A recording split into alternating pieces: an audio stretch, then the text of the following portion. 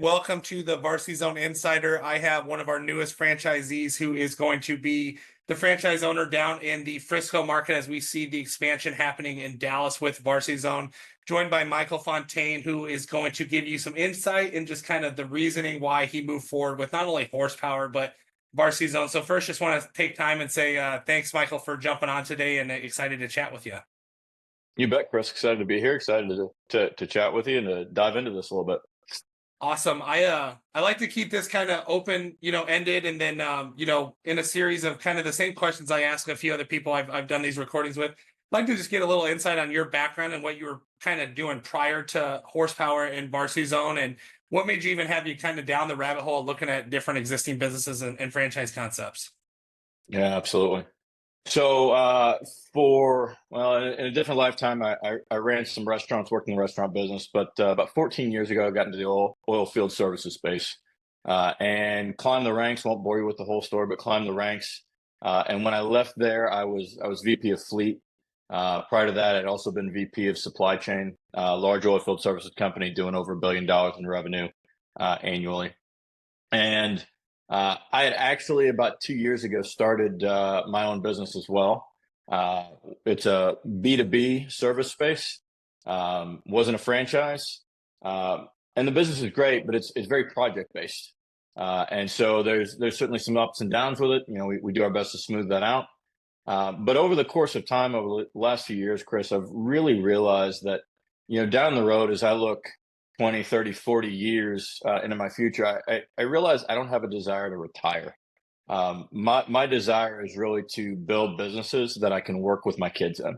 I've got six wonderful blessings from God, and I can't think of a life better lived than working with them down the road as they get old enough to do it, and serving the community doing so. I love it, man. And from the first time I met you, it's clear as I go into a lot of these journeys when people are going through the development process, learn about horsepower and the different brands I've represented.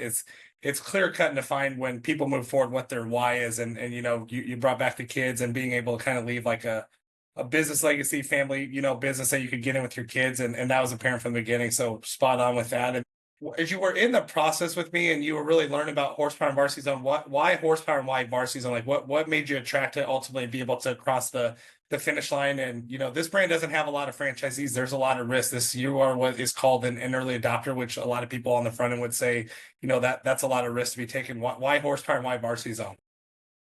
Yeah, great question.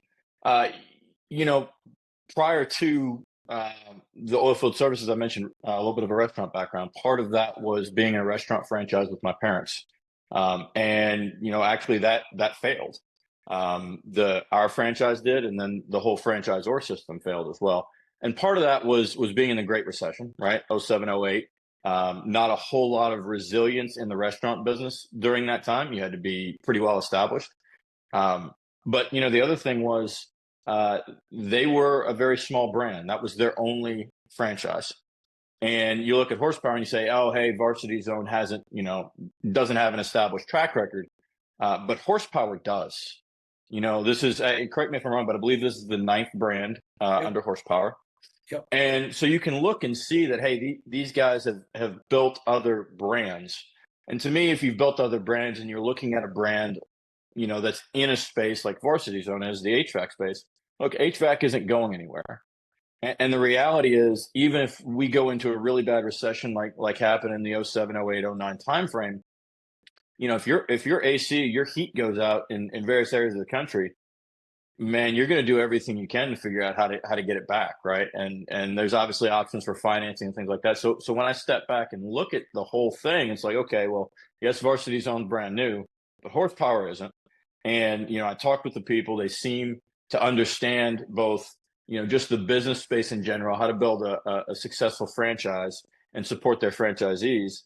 But then, also the team that I got introduced to, that horsepower is brought in to run Varsity Zone specifically, is just a very seasoned team. I look at Steve, I look at Bill. I'll just give you an example. Bill Powers.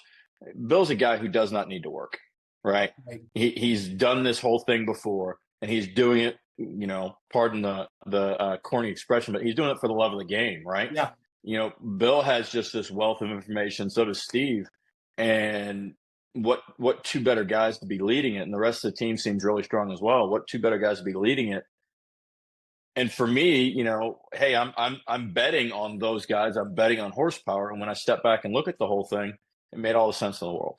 Yeah, no, and you're spot on, and we call it cross pollination. Where again, even though Varsity Zone's newer, as far as our brand and our concept and our portfolio, you've got over 100 franchisees down in your local market with 8 other home service brands. To where, again, as you get up and running and accelerated, I believe there's going to even be a lot of cross marketability too, with some of our other services that are already in the area. That makes a lot of sense. So love that portion of it. And one thing I like to kind of end these conversations with is just when you picture yourself, and I'm talking to Michael 24 months from now. So the business is open. We're dialed in. What does 24 months from now look for? Not only Michael as the franchisee owner, but also, what do you want to see Varsity Zone doing at that local market inside your community? Yeah, look, what I'm looking for in 24 months is I should have put the things in place for me to not be working in the business, Yep. right? And that was another thing, quite honestly, I liked about the HVAC space. Everybody talks about, the owner needs to figure out how to hire and buy back their time. You don't want to start a franchise and own a job, because just work a job if that's what you're going to do. Well, quite honestly, I love that the HVAC space, it doesn't allow that unless you already have a license, and the vast majority of people you're going to be talking to don't have that license, right? And so, like, from the very beginning, you have to figure out, okay, how are we going to run this business? You know, and somebody else is already there to help you manage and do that. And they understand the HVAC space, and obviously, you're bringing the financial support. You should be bringing some knowledge of business and understanding of how to manage people, and in particular, how to manage a manager, because that's what you're going to end up doing. And of course, you've got the support from Varsity Zone for all of your back end work, your marketing, um, the things that look. I mean, there's people out there who could potentially think about starting an HVAC business, but golly, man, to have it all right there, to have the support of such a wonderful franchisor, it makes all the sense in the world to do that. And so 24 months from now, I shouldn't be in the business. I should be working on or above the business, right? Yep. And we should be growing it to the point where, yeah, okay, sales dipped a little bit this month, um, but it's everything's going to be fine. There's not going to be any issues, right? There's 24 months from now, you're not going to wonder if you're going to be in business 6 months from now. That's a given because of what you've built and established. Yeah. No, I love it. And that's really good insight too. And then anything like you could give any kind of words of wisdom for anybody in the process as far as like their due diligence as they go through the discovery process on Varsity Zone, anything that you had any red flags on prior that you did throughout the process that you found led you to moving forward with Varsity Zone, or any kind of words of wisdom for anybody in the process currently? Yeah, my red flags weren't around Varsity Zone or horsepower or anything. It was previous franchise experience, which I kind of talked about a little bit before. And so I was hoping to find more established franchisor, and that's exactly what I found. Certainly, obviously, I think somebody else is going to start a franchisor down the road. They're going to be really small, and they are going to have a lot of success. And maybe I would have missed out on an opportunity, right? Yeah.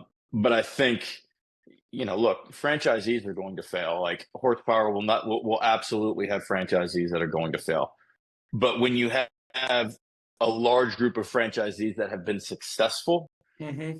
that's when you just have to look inwardly and quite honestly look in the mirror and go, hey, do I have the chops to do this? Yeah. Right? It's going to take work, but at the end of the day, it should be worth it. I mean, you look at what the HVAC space and the potential, for a territory of 600,000 people or more. You look at what that potential provides, and it's significant, right? I mean, there's great opportunity here, and if we've got the support systems to do it right, I think that's that's huge. Yeah, no, you're spot on with that. And again, I think people, and I tell this all the time, when people get to Omaha and they do the meet the team day, they understand enough about the industry of the brand they're looking at. But when they see the back end, it's really, I think people move forward with horsepower. People, that have been successful in other realms of business are really looking for an airtight playbook and a support system that if they run XYZ, everyone should love the ROI. And that's why I believe in the franchise system as well, for sure. I see what you did there. Playbook, Varsity Zone. Yeah, I see yeah, it, Chris. yeah. Um, and I appreciate you jumping on. I think this is the most valuable thing as people go through the process. Obviously, you didn't have videos and things of this nature to watch with franchisees, so I think this will give them more insight on the opportunity. And I appreciate your time today, and value you as a partner, and super excited. Like I said before, I can't wait to see where this thing is. 6 months to a year from now when we're talking.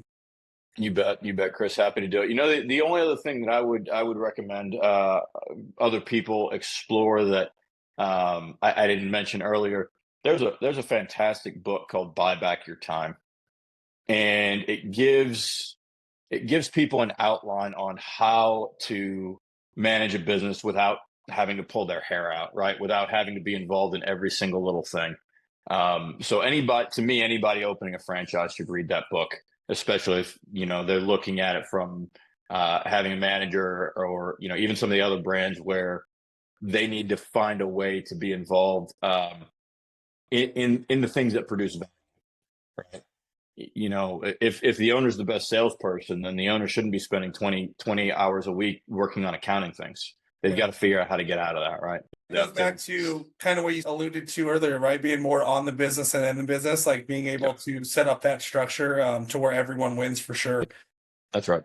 And then again, thank you so much for jumping on, and we'll see where this goes here, and good luck through all your onboarding and hiring your staff, and we'll be watching for you here in 2025. Much appreciated, Chris. Happy to do it, man. Thank you so much.